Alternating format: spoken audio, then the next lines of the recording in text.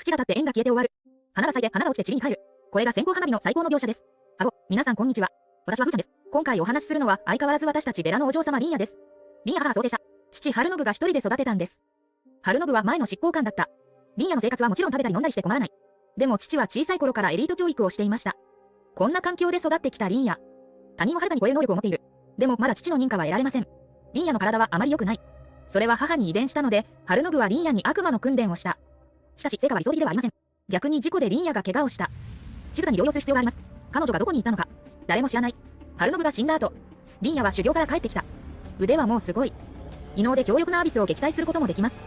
彼女が弱かったなんて信じられない。帰ってきたリンヤは仮面をかぶる。夜儀を着る。都市の上下を行き来する。手がかりを探す。彼女は影のように京都を守っている。次は干物です。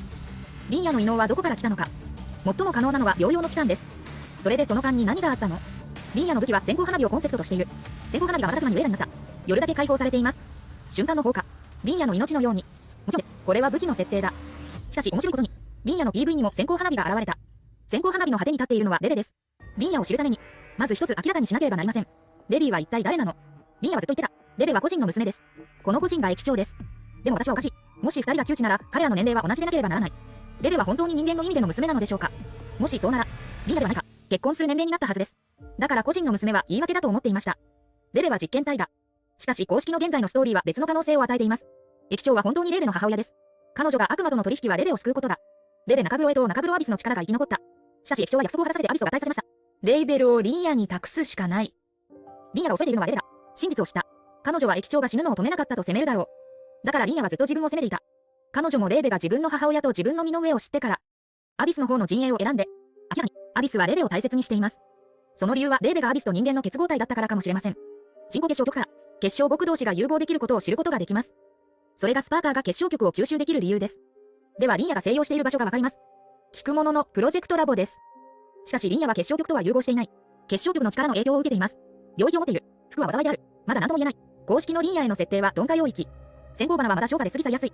リンヤの時間があまり残っていないということですか？強い力には往々にして代価が必要だ。でも今は現れました。もっと悪いことだ。ウハヤシは部隊の調査を通じて、歌人事件の真相を知った。アビスが欲しいのはレベだ。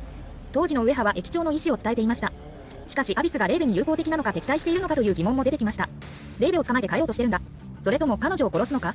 同色者の当時の攻撃はレーベを殺すことだった。しかしテストだけかもしれません。もしナミシーズが邪魔にならなかったら、飲み込まれた可能性のあるウエハはスパーカーに吸収される。現在の疑念は依然として多い。レベの正体はまだ最大の謎だ。実はもう一つの推測があります。レーベは人型アビスで。しかしこの推測には多くの証拠がありません。一つの過程としてしかできない。今期はこれで終わりです。風が違う幻の塔を体験することに注目してください。